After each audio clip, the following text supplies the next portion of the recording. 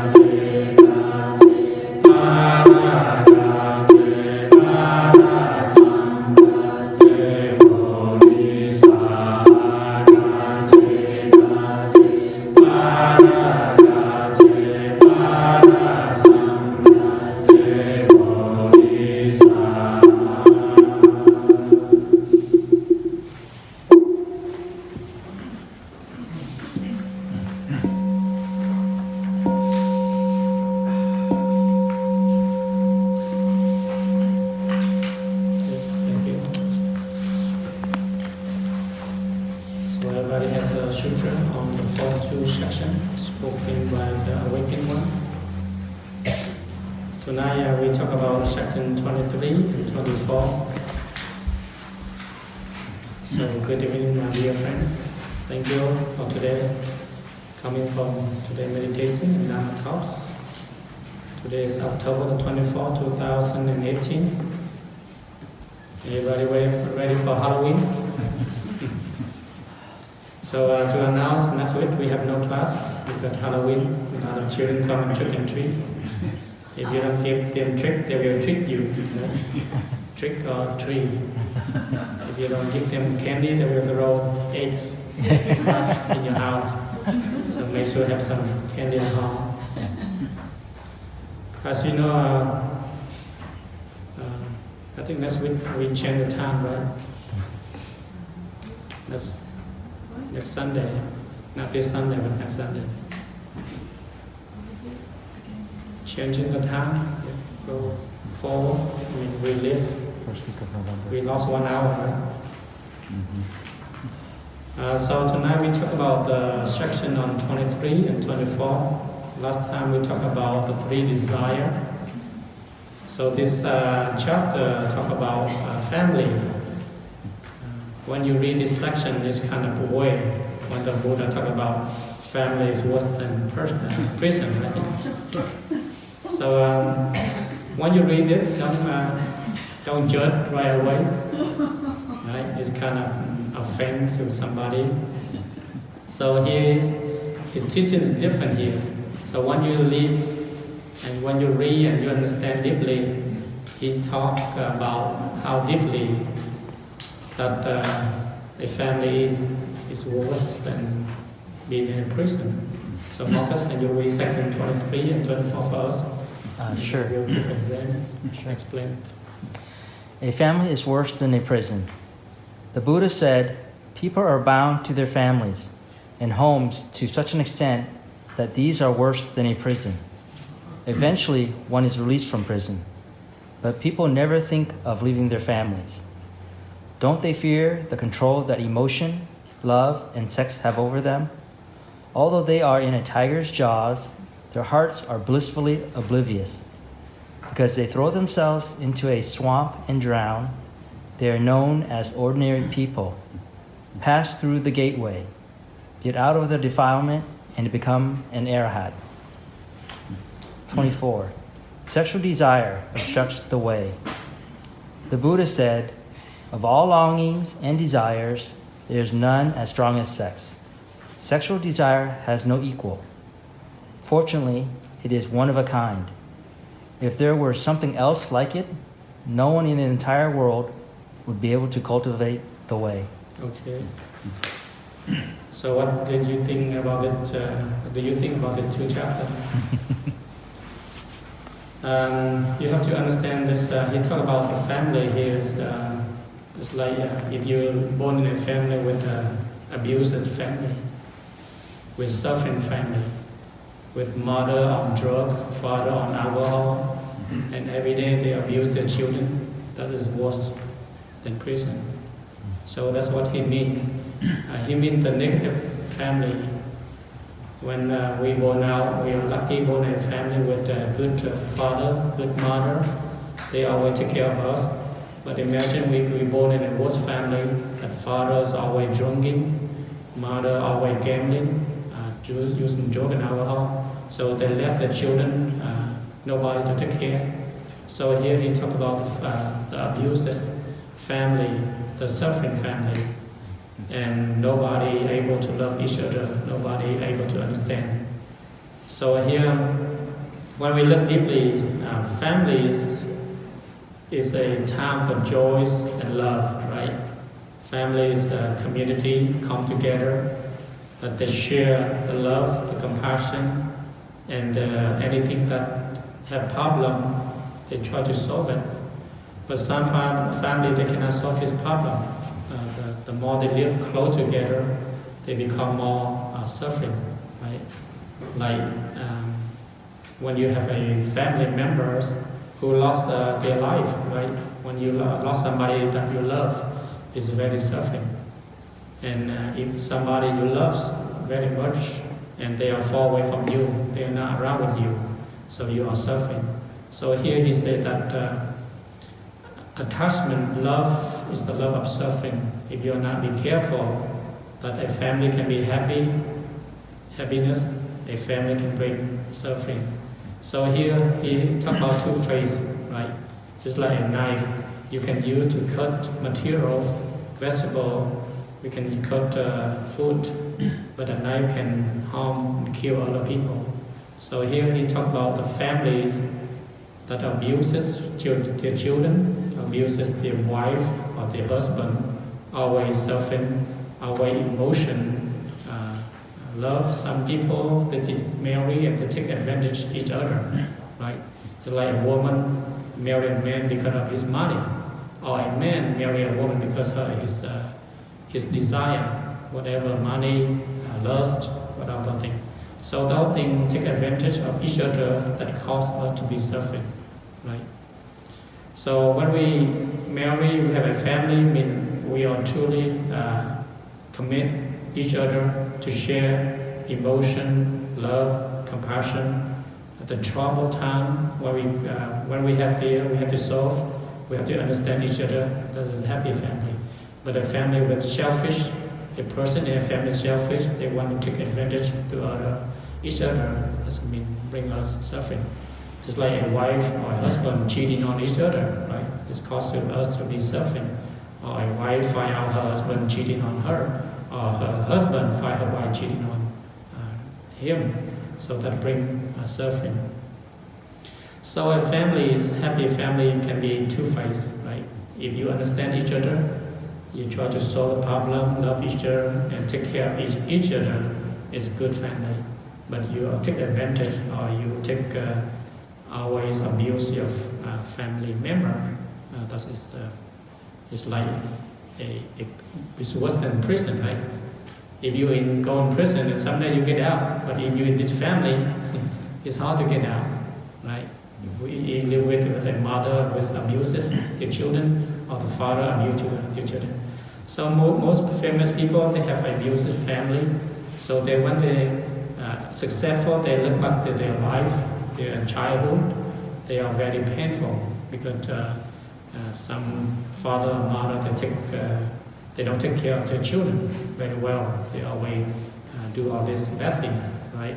Some families, remember in Asian country, they sell their children for sex trafficking, right? Prostitute. They try to let the children go out, make them get some money, bring home, right? So that is worse than prison. So here he talk about during the time that many children are sold for slave, right? When you become slave of other people, and your family will be suffering, right? So here the Buddha said that I thought we are living in a happy family, but sometimes we have to be careful. We are just like hang on the jaw of a tiger, right? So sometimes we have to look deeply how our behavior with our family member. Do we truly love our children? Do we truly love our husband? Or do we truly love our wife? If we truly love them, sometimes we have to sacrifice for them, right? We have to take care of ourselves. If we are healthy, we are able to take care of our children. If we are not healthy, then we cannot take care of children. So first we have to be strong emotion, strong love and kindness, strong compassion. Then we are able to take care of our children. Just like a doctor, a sickness, a illness, doctor cannot take care of an illness or sickness patient, right? So he had to be strong. He had to be care. He had to be able to take care of his patient. So here he talk about how a person able to be strong, healthy, and take care of themselves, then they have this energy to take care of their children, right? If you have no energy, no power, no love, no compassion, take care of your children, then you will drown in the ocean of suffering. You will cause more suffering. So you have to be careful how we deal with our emotion, our compassion and our love. Otherwise, we can drown in the swamp or drown in the ocean. And then he talk about here, mostly he talk about for monks and nuns, that we cannot form a family. We are a person who are living home. If you want to become an airhead, you have to let go this your selfish family and then form a bigger family, what we call a sangha. So come and pack together to transform all the negative energy to the positive energy. So most of this section, this sutra, he explained to his disciple of monks and nuns, not the lay people, right? So when the lay people they read this, they feel offended, right? But here he talked about for monk and nun. But we can learn something from here, right? So when we look back to our family, do we have do enough? Do we trap in this kind of desire? Do we trap in this kind of defilement? So if a person who have no family, they are freely, right? They can go anywhere, they can do anything they like. But a people with a family, with abusive, selfish family, they cannot go anywhere, right? They like trapped inside the suffering, in the ocean of suffering. Okay, and then section 24 talk about the desire, the lust. So here he talk about the desire, the lust, or the sexual desire that obstruct our way, our path. Because as a monk and nun, we cannot get married. We have children. We don't get married, right? So we have to get rid of all those desire, because this will cause you to be samsara, the ocean of suffering. We call reincarnation. So if you want to start reincarnation, you let go of all your lust, or your greed, or your anxiety, fear, or the thing in your mind. So this two sections talk about how the two desire does cause us to be suffering, and this is the cloud delude our awakened nature. So the three things always cause us to be not truly see ourselves, right? It will bring us more suffering, bring us more stress, anxiety, and fear. So you have to be careful when we look in these two sections and how we can able to get rid of this thing and to be able to achieve enlightenment and become an airhead. We call the samsara ocean, the ocean of samsara. So this two section is very simple. It's straightforward. It's talk about house, monks and nun. That way, when we become monk and nun, we don't form a family. That's this mean. And then we have no more lust. We have to get rid of all the lust, all the desire. If you want to achieve a certain enlightenment, the level of enlightenment, and become the awakened one, the Buddha. Do you have any question or comment about these two sections? Or you have any opinion?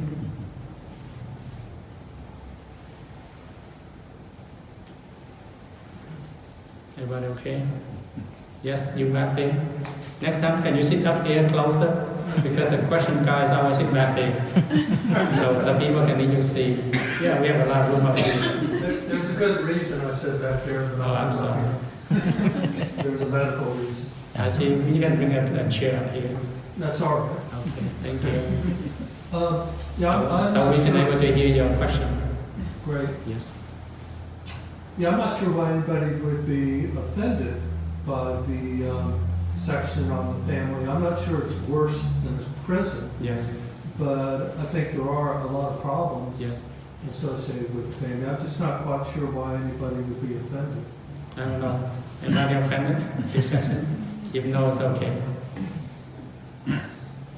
Yes. You have a question? No, I agree with it. Yes. I have family members that make me feel like I'm in prison. Yeah. So when you look back and you see, yeah. Yes, go ahead.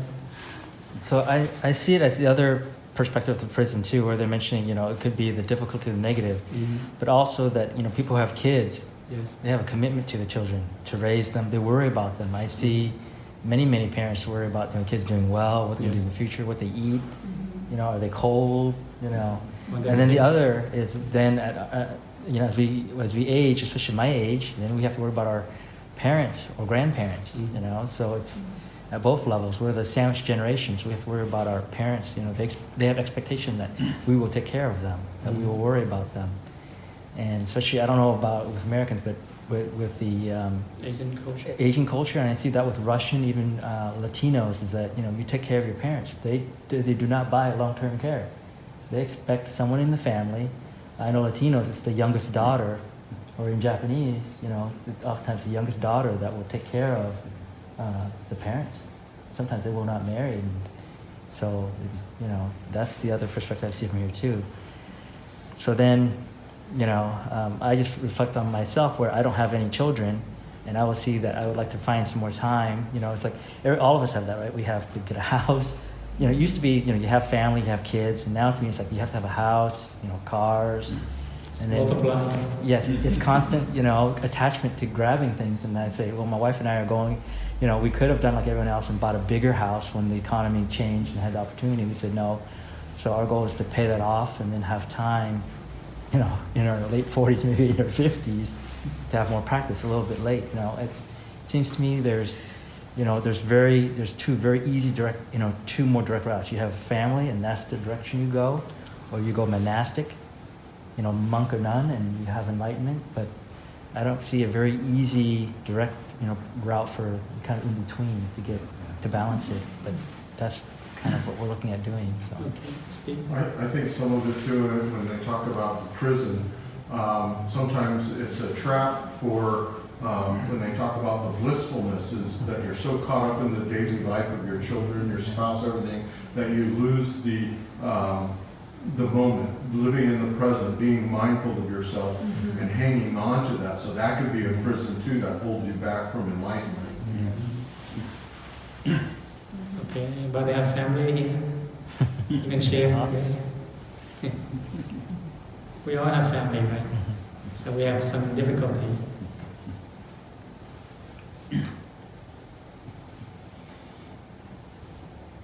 Yes, go ahead. Well, I just don't think anybody in here has ever been in prison. And I don't think it's a good comparison, because when you're in prison, I think it's worse than we imagine. And I can think about being in prison. I could just be in prison, do whatever I wanted. But I think most people in prison are really miserable because... now here talk about being in prison. Someday you will go out. When your term's up, you're coming out. But in a family with abusive, it's hard to get out. Well, that's true. Yeah. There's a term, you get out of prison. Yeah, that's what he said right here. You have limit if you're in prison. Well, does that? Eventually one is released from prison. Yeah, when you're released from prison. But we live in a families with abusive, it's hard.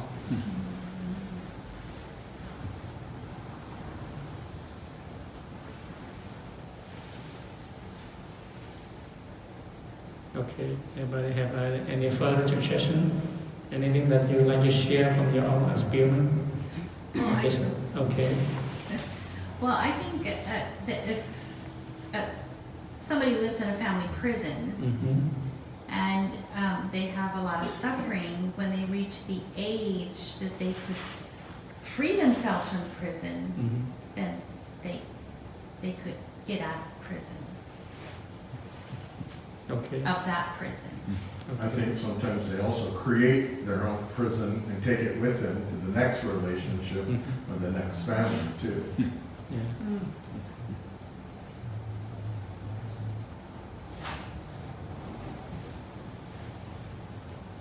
Okay, that's good. Anybody else like to share? Yes, go ahead. Aren't there some monks and nuns in the United States, not traditional, but that do marry or not? Traditional monks and nuns, we should not marry, but before they marry, They already lay people, they marry. And then when they marry, they give up, they become a monk and nun. But I thought there were some American monks and nuns that stayed married. Is that correct or not? No, that's not tradition. That's not Buddhism. Because there's two types of Buddhism. It's called, we don't call them monks or nuns. We still call them lay people, but they're able to shave their hair, they wear robe. But they only take the 8 precepts, not 250 and 348. So mostly in Japan, we call Tantan. They're able to have a relationship, marry, and then, but they cannot go higher level. Yes, good. So the Japanese, interesting, Japanese, do they really call themselves monks or do they call themselves practitioners? Or because they only take call 8 precepts, right? Reverend, yeah. Oh, reverend. Yeah, just like reverend. Yeah. Okay. Certain Buddhist religions, yeah, they can marry a family, Uh-huh. but they study the Dharma. Yeah, just like lay people. Yeah, they teaching and transform the Dharma teaching.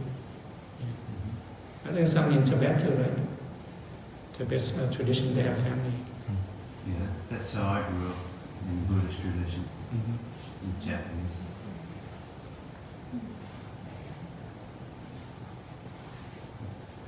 So as long you use the Dharma, the teaching from the Buddha to apply to your family, that's good. When the thing comes, the worst situation comes, you can apply the Dharma. It will be able to help you and yourself, your family, to be able to get rid of the suffering. Because the Dharma is very important, that we are able to help our family, to save our family. Because you can use money, materials, but that will not last long. Right? Only the Dharma. Okay. I think sometimes maybe if you grow up a certain way, then you might be in a prison as you get older because that's the model that you live with. Mm-hmm. So you have to find a different way. Maybe you can be in prison from resentment and anger towards people that raised you or your That's family right. members too. That's kind of a prison too. So this talk about the mind and talk about the body. So sometimes prison in anger, lust, desire, fear, or the hatred. Just like you, if somebody have an abusive family, they always have anger in their mind. From a child to adult, they carry on. So that's considered prison, right? So that's what he talked about. Or if a child without a father or mother, when they grow up, they feel angry, they feel frustrated. They see other children have father or mother, they don't have it. They feel like suffering inside themselves. So that's considered a prison. I mean, you lost someone, you don't have it.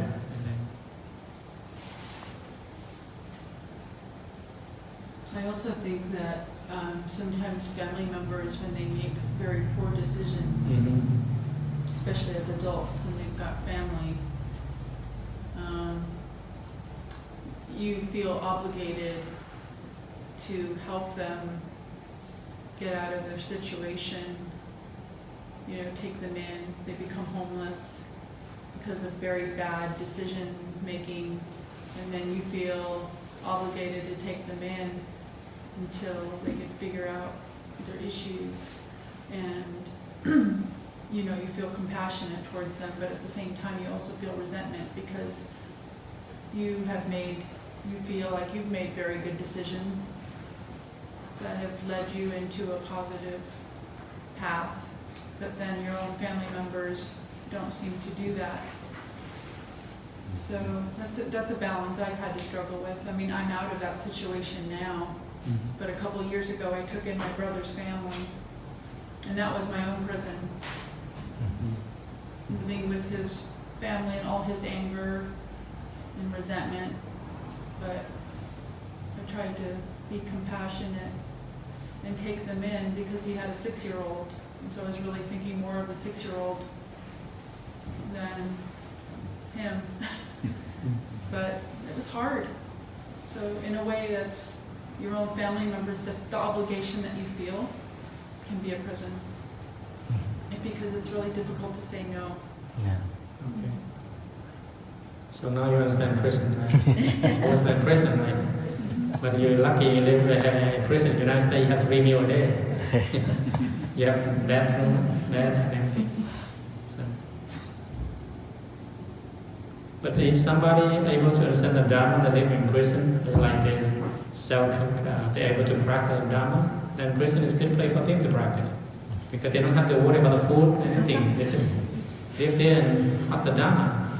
3 meals a day, you don't have to cook, you don't have to worry, just follow the activity and learn the Dharma. And they will have time for you to watch TV, read newspaper, exercise, do a lot of things. Right?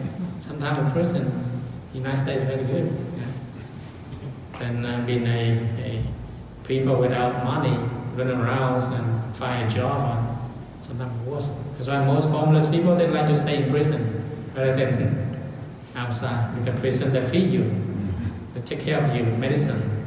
But if you stay outside, nobody take care of you. Right? So sometimes I think couple of years ago, I went to one of the highest prison in Ventura, in California. I went to teach them. Like most of the people fear of murder, killer, all the stuff. So I went to teach the Dharma. They're able to regret, they're able to share the information. And they have this kind of fear in their mind when they sleep because of all the things they did. In them, this will arise. So they live in a nice place. But they have Dharma teaching. There's what we call a chapel in the prison.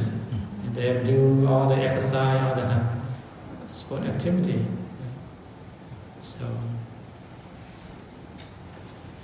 but you don't have a more free time to go around, but you stay in that area and you practice, you probably get enlightened fast.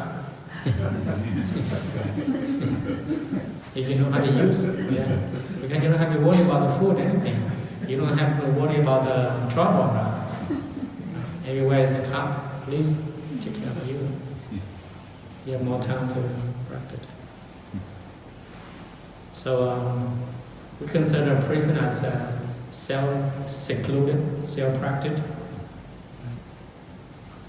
You had to earn some bad karma to get in there, though. Yes, but you can transform the bad karma into good karma. Yeah.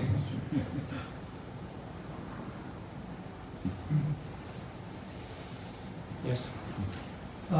There are a few cases of people who intentionally get arrested. Yes, to get in the prison. Right, to get into Yeah. prison. You hear about that. Yeah, I heard about that. Because homeless people, they don't want to stay outside. Nobody take care of them.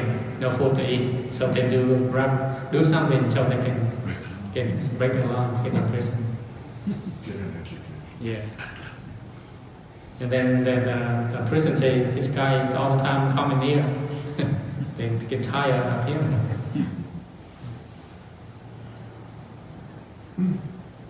Yes, go. The Buddha had a very good family, but he had to leave his family to achieve enlightenment. Yes. He had like a perfect family, right? Yeah, he have everything he needs. Everything he needed.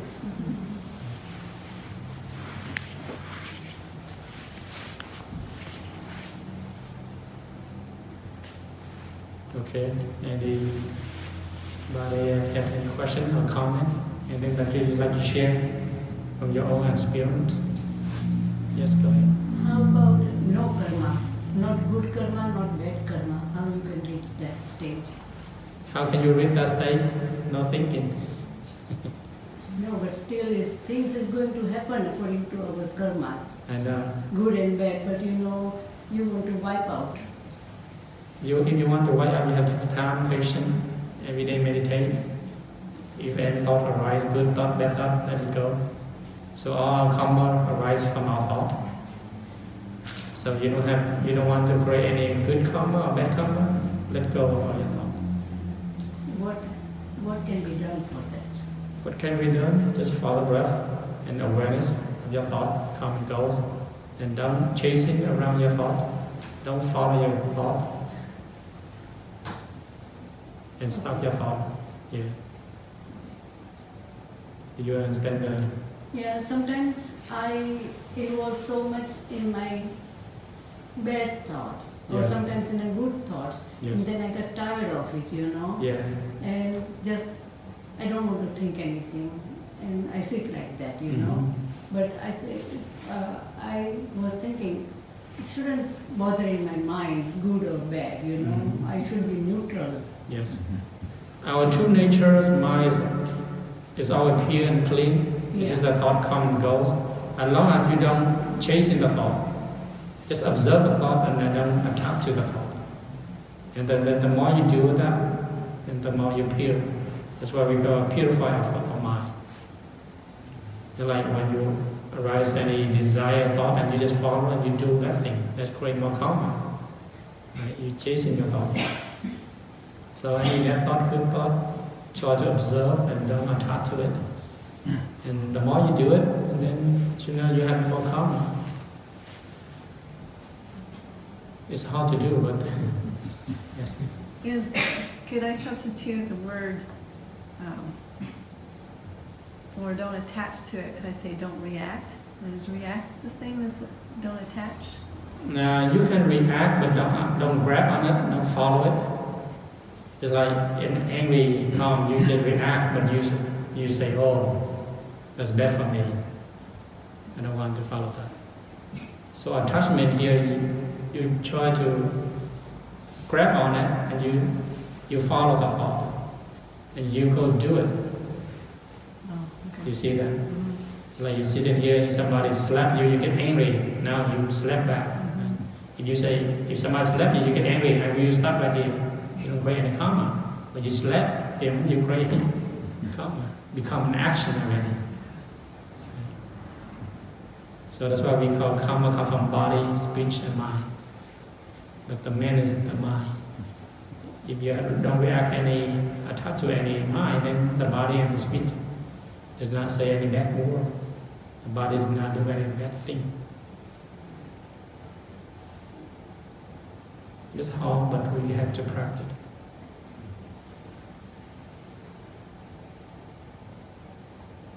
Okay, anybody else? Question? Got any? Or you have any question? Can you speak louder?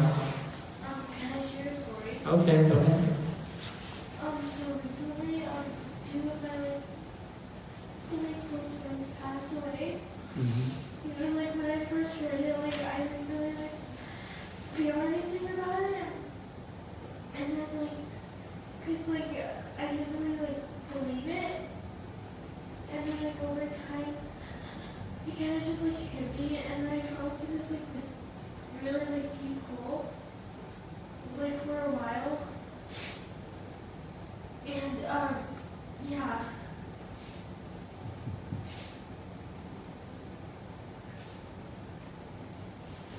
How old were they? Under my age, one is watching, I think was number 13. That's very sad. Sometimes we have suffering inside, we have to share, bring it out, let other people know so we can feel better. Don't trap yourself inside. Don't let all the sad, the angry, the frustrated inside your mind. So sometimes we have to share it out, bring it out, we have to let it cry it out.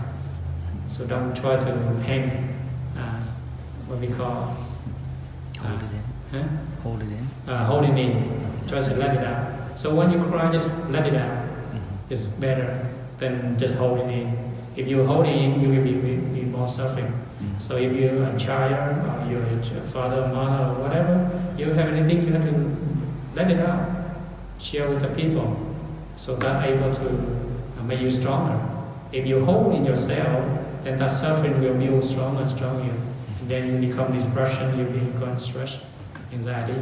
So it's good for Kathleen. She showed us that her friends, I think that's 2 months ago, this 4 of her friends went to a picnic or something, and they have a car accident. So 2 of them already died, and the other 2 are still in critical condition. So as you know that being a child, a little girl, have a friend that's a lot of suffering, right? So we have to overcome that, right? As you know, that's why it makes us stronger, right? It's made us more powerful. So tonight we are able to share the love, the compassion to her friends, and out to pray for those four friends. We come in this world, it's impermanent. Nobody come here and stay forever. Sometimes we live 10, 20, 30, or 40 years, right? Our time is up, we have to go. So when we understand the reality, then we have less suffering, but share more compassion. The main thing is what we do for them, not we do feel sad and anxiety. If we truly love them, we have to do something good, something positive, so we're able to send it for them, right? Just like when we do something good, like helping poor people, doing something, send money to help the poor people, or do our best to pack better, so we're able to send love, compassion to that person, to the person we love. They're able to receive it, so they can feel better. Imagine that they feel you are suffering, you feel sad, anxiety, they will become feeling sad, anxiety too, right? So it's very important to be strong for yourself, to be strong and to love and compassion and do better, right? Anybody have any suggestion for Gagni from your experience? Show us some love, compassion. Yeah, I can just say for you, because I lost a brother probably 6 or so years ago. So you do just have to let it, you just have to let your, like you say, your body release that emotion. So you have to let it go. You have to either cry it out or let it out. Talk to people, some way. So I can kind of relate. But I'm sure others have, gone through it too, and can probably give some other ideas. But to me, you gotta, if you're close to them, or it impacts you, then you have to, either cry it out or let your emotions, release your emotions, so you feel better. It doesn't resolve the problem, but lets you move on. Okay. Anybody have a suggestion? Another way to look is that they are part of us. They don't go anywhere. Actually, they are not dying, because nobody dying or nobody living, right? They actually is there. They just transfer to a different form, like different state of form. So when you understand the Buddhism, the concept of no birth and no death, right? Actually, there's no birth, no death. The true nature is there. They are always with you. They just transfer to a different form. So when they pass away, mean they let go of this body. They just wear a new different form, different uniform. So when you understand that, then your suffering will be less, right? So when you look, if you truly love them, miss them, you should truly love yourself, right? If you love yourself, then you love them, right?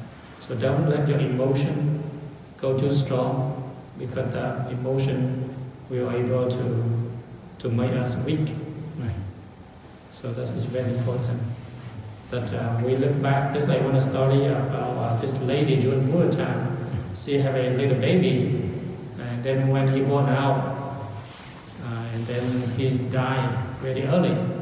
And then she carry this body, go around and ask the Buddha to save his baby. And the Buddha say, if you go to some house and get a monster, that how family member have nobody die, you bring back to me and I will save your baby. And she go around and searching and she cannot find.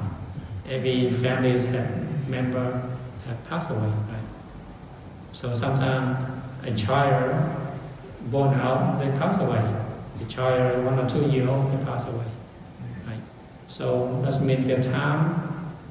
When you understand there's no birth or death, then you have no more fear of birth and death. They just transform in different form. So even though the Buddha himself, he cannot save his family, right? This is the nature of law of impermanence. This make us strong, make us more love and compassion, make us more respect our moment, our family member, that we respect them and live with them truly in this moment. Because when they're gone, we cannot find this again, right? So we have to respect each moment with our family member. Sometimes they are annoying us, but we should love them. So thank you for sharing the story for the Sangha tonight. We know she had a difficult time, but I think she can overcome it. Practice Buddha teaching and make her more strong, more compassion, more love and kindness to send her friend. Anybody else have any? Yes, go ahead. You can go ahead, Jen. I was going to say that with my father, I wrote down the things that I learned from him. I did a lot of writing about what I remember that he taught me. And my sister-in-law, I tried to list as many of her wonderful qualities as I could. And with my brother, and just to try to write down stories of things that happened when we were kids, because I forget as time goes on. I don't know if you like to write, that really helped me a lot. Okay, then you have any suggestion for her? So, two of your friends are still in the hospital? Is that right? And how are they doing? One's in Silver School and the other one is like in a wheelchair and he can't talk right now. So they're in very bad shape. Yeah. And how have you adapted, or what have you done yourself? Because when I was your age, if one of my friends, if even one had died, that just would have been very, very difficult for me. And I'm just wondering how you handle it. It seems very difficult. I just talk with my family and I tell them like all the memories we've had. I kind of like talk to them, I guess. And that really like helps me when I talk to them. Because it makes me feel like they're still there.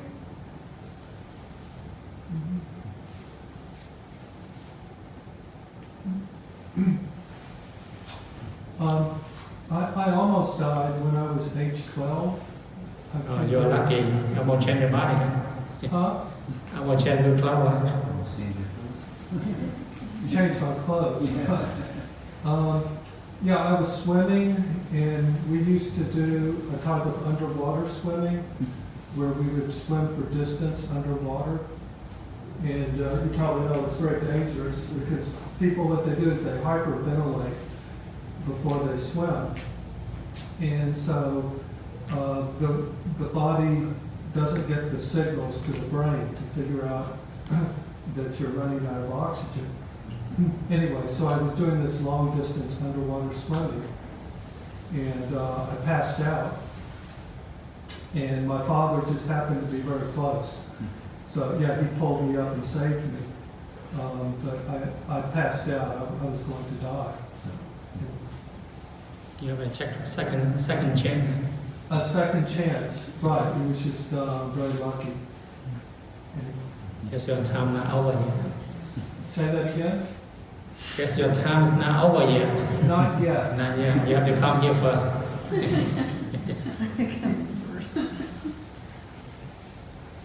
Okay, anybody else? Question, comment? Being a doctor, you see a lot of people pass away all the time. And like you go to the hospital, a lot of people pass away. So you observe the impermanent.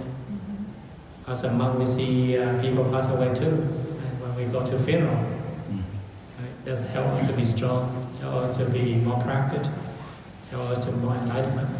Like we are all impermanent. That's why we don't get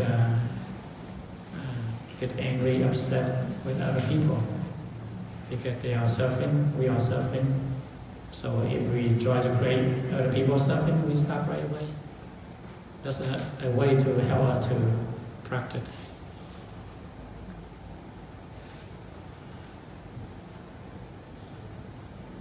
Yeah, it's very impermanent. Around the same age, my brother almost died. Also, we had all these adventures, and another thing we did, we climbed trees very high, and he fell out of a tree very high, and his head hit the ground just a few inches from a rock that would have killed him. You say he's still alive? He's still, yeah, he's doing very well. Yes, good.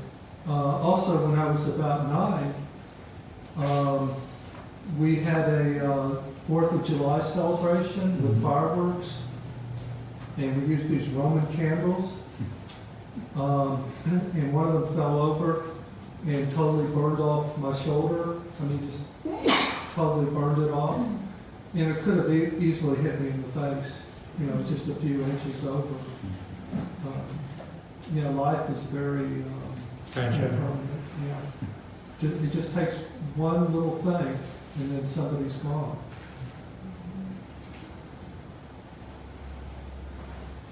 Okay, anybody else?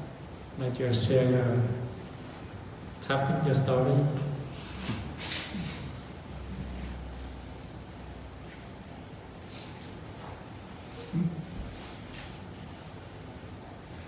Well, I was hoping somebody else would speak, but if not, I'd like to Go ahead, continue. Yeah, it's nobody else who almost died. It's back to section 21, and it was about the incense burning, which I asked you about after the class last time.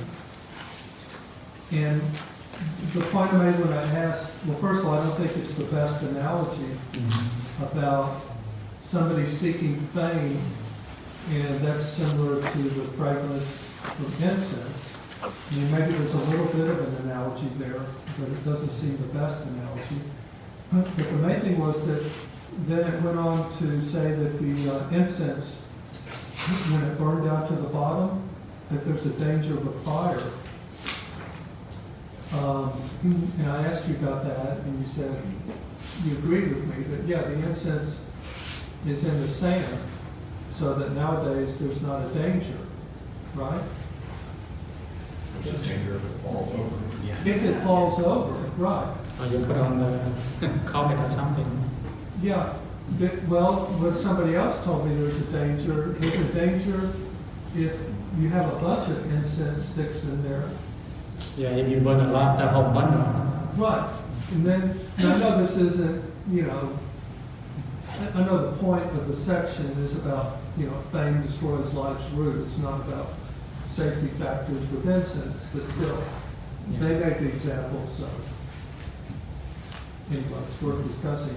Okay. Yeah, if you have a whole bunch of incense sticks, and then they burn down, then if one of them burns down early, it can kind of separate. Usually in India town, we don't use the bowl. We use a small wood, and we put the incense. So when the gas drop, it will be dropped in the carpet. So each one has its own little spot? No, usually they have a small wood. We don't have a bowl like this in India, in India there. And then the incense will drop easily, will burn your house. Because in India... Yeah. So during the Buddha time, they use it. But that's why we get smaller. People get smaller, they make a bowl bigger and incense. Well, what somebody told me though is even if you have the bowl, Yes. if you have a whole bunch of sticks in there, Yes. and one of them burns down early, then it can set the other ones off, That's right. and you could have a fire. Yeah, you can create fire this bowl if you burn a lot. Usually in holiday, a lot of people, that's why at the temple we don't allow the incense to burn a lot. If you put a lot, it will burn and become fire. So, Thank you. okay, clear your understanding. Anybody else? Okay, we will recite the name and we will see you. Next week, no class, trick or treat. Halloween.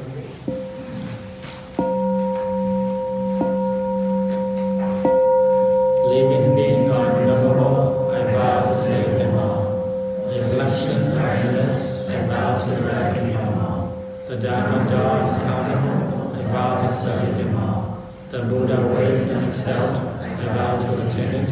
I vow that the merit and virtue of this will goes everywhere, enrich everyone, so that all worlds and all living beings will realize the Buddha voice.